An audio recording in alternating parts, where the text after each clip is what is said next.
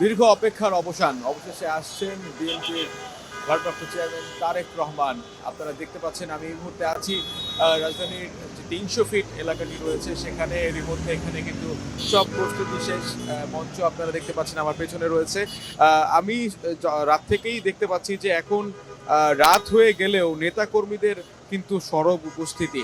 আমরা অনেকক্ষণ ধরেই দেখতে পাচ্ছিলাম যে এই মধ্যরাতেও তারা আসছেন। বিভিন্ন দেশের নানা প্রান্ত থেকে আমরা এই মানুষদের উপস্থিতি দেখতে পাচ্ছি। এবং আপনারা জানেন যে প্রায় দীর্ঘ ১৭ বছর তার নির্বাসিত জীবনের অবসান ঘটিয়ে তিনি তার জন্মভূমিতে ফিরছেন। এবং ধারণা করা হচ্ছে যে তিনি ঠিক বারোটা নাগাদ বাংলাদেশের মাটিতে তিনি আসলে অবতরণ করবেন। এবং তারেক রহমানকে এই তার আশাকে কেন্দ্র করে এটা কিন্তু দলের যারা রয়েছেন তারা সবাই বলছেন যে এটা একটা তাদের কাছে স্বদেশ প্রত্যাবর্তনের দিন, যেখানে তারেক রহমান আসছেন। সে কারণে তার এই প্রত্যাবর্তনকে কেন্দ্র করে বিএনপির সব সব মহলেই কিন্তু একটা আনন্দের জোয়ার বইছে। আমরা দেখতে পাচ্ছি এখানে যারা আসছেন তারা কতটা উচ্ছ্বসিত, তারা সবাই প্রত্যেকটা নেতাকর্মী কতটা উচ্ছ্বসিত। এবং দলের মাঝেও কিন্তু একটা প্রাণচাঞ্চল্য অবস্থা বিরাজ করছে। আমরা দেখতে পাচ্ছি যে তারেক রহমানের এই আয়োজন খুব স্বাভাবিকভাবেই আগামী 12ই ফেব্রুয়ারি যে নির্বাচন, সেই নির্বাচনে একটা ব্যাপক প্রভাব যুক্ত করবে। এবং সেখানে নির্বাচনী প্রচারণাও কিন্তু একটা নতুন মাত্রার যোগ হবে। আপনারা জানেন যে এই দলের এই শীর্ষ নেতার প্রত্যাবর্তনকে নির্বিঘ্ন করতে ব্যাপকভাবে নিরাপত্তা ব্যবস্থা জোরদার করা হয়েছে। দলের সরকারের তরফ থেকে তো সর্বোচ্চ নিরাপত্তার ব্যবস্থার আশ্বাস আছেই। এর পাশাপাশি দলীয় স্বেচ্ছাসেবক এবং নিরাপত্তা বাহিনীর সমন্বয়েও কিন্তু বিএনপি অতিরিক্ত প্রস্তুতি নিয়েছে। এই আয়োজনকে নির্বিঘ্নে আরো সার্বিকভাবে একটি আমরা আমরা যতটুকু জানতে পেরেছি যে এখানে দলের স্থায়ী কমিটির সদস্য সালাউদ্দিন আহমেদ এবং সিনিয়র যুগ্ম মহাসচিব রুহুল কবির রিজভীকে সদস্য সচিব করে একটা সংবর্ধনা প্রদান কমিটি গঠন করা হয়েছে। এবং এছাড়াও এখানে দলের অন্যান্য অঙ্গ সংগঠনের নেতাকর্মীরাও পৃথকভাবে প্রস্তুতি গ্রহণ করেছেন। রাজধানী ঢাকার এই পূর্বাঞ্চলের ৩০০ ফিট এলাকায় এই সংবর্ধনা আপনারা জানেন যে দেয়া হচ্ছে। সেখানে সেখানে আমরা দেখতে পাচ্ছি যে ব্যাপক একটা প্রস্তুতি চলছে এখানে। যদিও প্রস্তুতি এরই মধ্যে অনেকটা শেষ হয়ে গেছে, সব প্রস্তুতি শেষ। এখন আর বলা যায় যে আজকে 24 তারিখ একেবারে ঠিক একদিনের অপেক্ষা। এই একদিনের অপেক্ষার পরই আসলে এই দীর্ঘ 17 বছরের যে অপেক্ষা, সেই অপেক্ষার অবসান হতে যাচ্ছে। এবং আপনারা জানেন যে এই দিন ধারণা করা হচ্ছে দলের তরফ থেকে, দলের হাইকমান্ড। এবং এরই মধ্যে অ্যাডভোকেট রুহুল কবির রিজভী তিনি বলেছেন যে প্রায় 50 লাখ মানুষের সমাগম হবে এই রাজধানীর এই ৩০০ ফিট এলাকাতে। এবং আমরা ধারণা ধারণা করা যাচ্ছে যে যেহেতু তিনি বললেন এর পাশাপাশিও কিন্তু ঢাকার আশেপাশের জেলার অনেক মানুষজনকে আমরা দেখতে পেয়েছি। রাজধানী ঢাকার যারা রয়েছেন এর আশেপাশেও অনেক জেলার যারা নেতাকর্মী রয়েছেন তারা আসছেন। এক নজরে আসলে যতটা দেখা যায় তারেক জিয়াকে সরাসরি এই দেখার প্রত্যাশাটাই সবার, যে সবাই আসলে চাচ্ছেন তাকে এক নজর দেখতে। অনেক অনেক দিনের যেহেতু অপেক্ষা। এবং এরই মধ্যে কিন্তু আমরা দেখতে পাচ্ছি যে এই ৩০০ ফিট এলাকাতে আসলে ব্যাপক আনাগোনা মানুষজনের।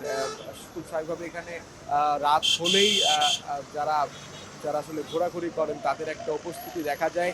এছাড়াও কিন্তু আমরা এখন এই ৩০০ ফিট এলাকায় ব্যস্ততা কিন্তু অনেক বেড়ে গিয়েছে। আমরা নিজেরাও যখন আসছিলাম তখনও কিন্তু আমরা দেখেছি যে গাড়ি সাধারণ যারা ব্যক্তিগত গাড়ি নিয়ে যারা বের হয়েছেন তাদের একটা উপস্থিতি ছিল।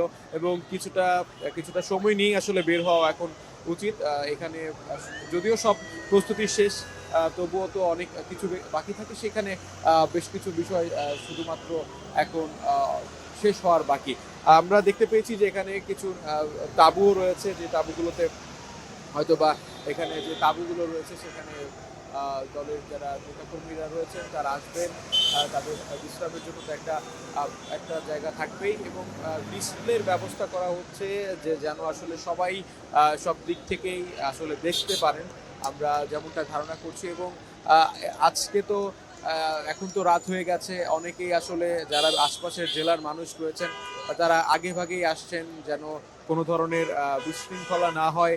এবং আমরা যতদূর জানতে পেরেছি যে আজকে এই আগামী এই 25 ডিসেম্বর তারেক রহমানের এই আশাকে কেন্দ্র করে আহ, রেলপথে রেলপথে আসলে রেলপথেও কিন্তু আমরা দেখতে পেয়েছি যে আগামী 25 তারিখে রেল যাত্রার একটা নতুন আপডেট রয়েছে। আমরা একটু দর্শকদের সেটা জানাতে চাই যে বিএনপির নেতাকর্মী ও সমর্থকদের ঢাকায় যাতায়াতের জন্য বিশেষ ট্রেন ও অতিরিক্ত কোচ বরাদ্দ করেছে বাংলাদেশ রেলওয়ে। অর্থাৎ এই দিনে কিন্তু যারা আসবেন ঢাকায় তাদের বিএনপি কর্মী এবং সমর্থকদের জন্য বিশেষ ট্রেনের ব্যবস্থা করেছে রেলওয়ে কর্তৃপক্ষ। এবং বলা হচ্ছে যে বিএনপি কর্মী ও সমর্থক যাতায়াতের জন্য 10টি রুটে স্পেশাল ট্রেন পরিচালনা করা হবে এবং যারা নিয়মিত চলাচলকারী তাদেরকে সেই একাধিক ট্রেনে অতিরিক্ত কোচ সংযোজন করে তারপর তারা যাতায়াত করবেন।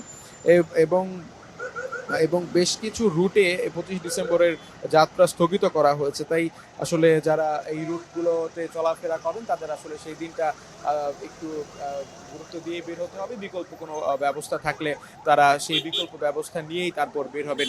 সব মিলিয়ে একটা বিশাল আয়োজন, অনেক অপেক্ষার অবসান। দেশেও এখন একটা নির্বাচনী হাওয়া বইছে। সেই নির্বাচনী হাওয়ায় তফসিল ঘোষণার পর দিনই যদিও একটা মর্মান্তিক ঘটনার সাক্ষী হলো পুরো দেশ। শরীফ ওসমান হাদিকে গুলি করে আসলে হত্যা করা হয়েছে। এক সপ্তাহ তিনি আসলে জীবন মৃত্যু সন্ধিক্ষণে ছিলেন, অবশ্যই তিনি চলে গেছেন। এই সব মিলিয়ে আসলে এখন তারেক রহমানের এই আগমন এবং এখানকার যারা তার ভক্ত সমর্থক রয়েছেন তারেক রহমানের এর পাশাপাশিও সারা দেশের মানুষেরই কিন্তু নির্বাচন নিয়ে যে যে চিন্তা ভাবনা, সেই জায়গায় তারেকের আশা নিয়েও কিন্তু অনেক গুঞ্জন ছিল তিনি আদৌ আসতে পারবেন কিনা।